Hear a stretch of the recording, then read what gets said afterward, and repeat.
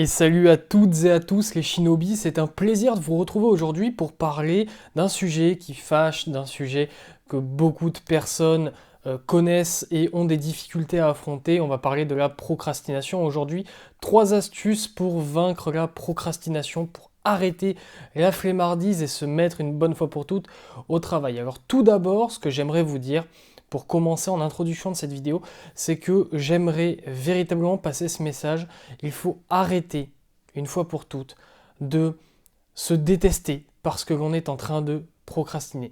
La procrastination est un comportement humain, c'est normal. Notre cerveau va toujours avoir tendance à nous faire prendre les décisions les plus faciles, les plus simples, les plus sécurisantes.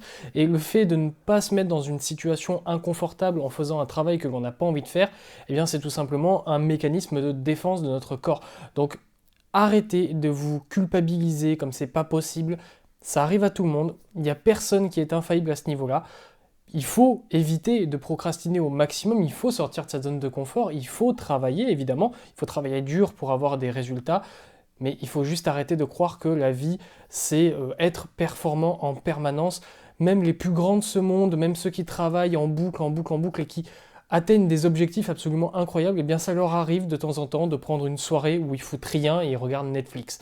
Donc voilà, c'était juste un petit message de début de vidéo, histoire de vous rassurer, si on peut dire ça comme ça, juste de déculpabiliser les gens. Ça arrive à tout le monde de procrastiner, ça m'arrive, ça vous arrive, et c'est normal. Maintenant, c'est pas pour autant qu'il faut se laisser baigner là-dedans et passer sa vie à ne rien faire, évidemment que non. Et c'est pour ça que dans cette vidéo, on va voir 3 astuces, 3 conseils pour arrêter un maximum de procrastiner et passer à l'action. J'aimerais que toi et moi, on vive une petite expérience ensemble là. Je vais nous téléporter tous les deux sous la tour Eiffel. Ça y est, on y est, et je vais te donner un objectif très simple mais pas des moindres. Monte tout en haut de la tour Eiffel. Il y a fort à parier que tu choisisses les escaliers plutôt que de monter à main nue et sans équipement la tour Eiffel. Pourquoi? Eh bien tout simplement parce que c'est plus simple de décomposer cet objectif qui est titanesque, plus de 300 mètres de haut, en prenant la solution la plus simple, monter une marche par une marche, centimètre par centimètre, en toute sécurité jusqu'à atteindre le sommet. Eh bien, lorsque l'on a un projet à rendre, un travail un petit peu lourd à faire, malheureusement, personne ou presque ne réfléchit de cette façon. Et c'est pour ça que les gens procrastinent. Parce que si je te disais, monte la tour Eiffel à main nue, tu n'as pas le droit de passer par l'ascenseur, tu n'as pas le droit de passer par les escaliers, qu'est-ce que tu ferais? Eh bien, tu partirais en courant, parce que c'est un objectif absolument démentiel. Tu n'as pas envie de risquer ta vie pour monter en haut de la tour Eiffel. Eh bien, lorsque tu vas avoir un énorme travail à faire, c'est exactement la même chose que tu vas faire. Tu vas te dire, oh là là, non, j'ai un rapport de 50 pages à rendre, c'est énorme, ça va me demander des heures et des heures de souffrance à travailler sur ce rapport, j'ai pas envie de le faire. Évidemment que t'as pas envie de le faire, et c'est normal. Le premier conseil que je vais te donner dans cette vidéo, ça va être très simple, ça va être de décomposer les choses en petites actions.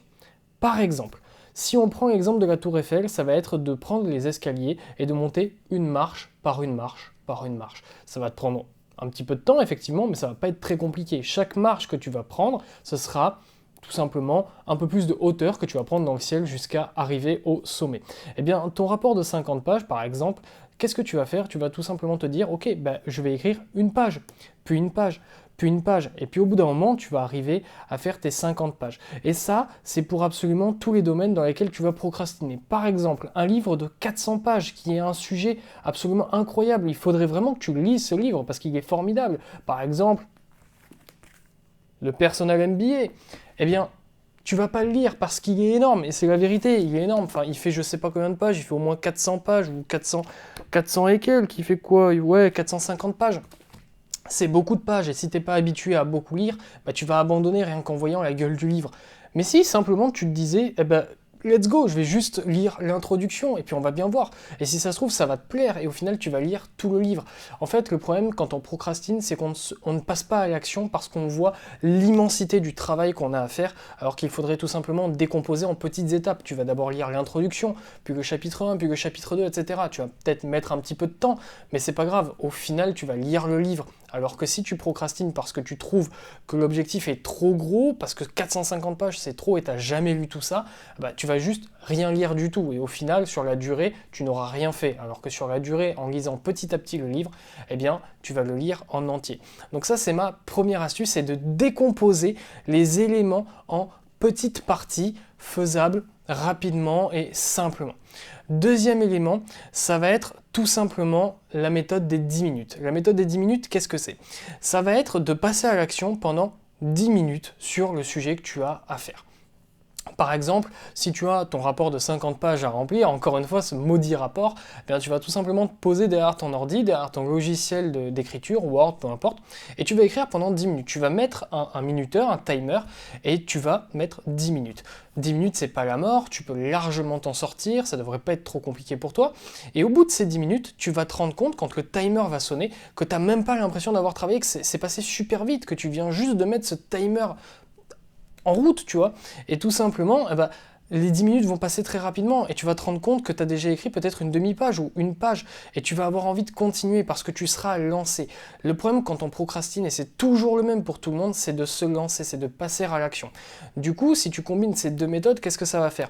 Eh bien, tu vas tout simplement prendre une petite action, donc écrire une page, et tu vas te fixer 10 minutes pour y arriver. Et il y a de fortes chances pour que tu y arrives. Et une fois que tu seras lancé, je te garantis, et tu le sais parce que ça t'est forcément déjà arrivé dans ta vie, une fois que tu étais lancé, bah, tu vas plus t'arrêter. Tu vas passer à une deuxième page, puis une troisième page et une quatrième page.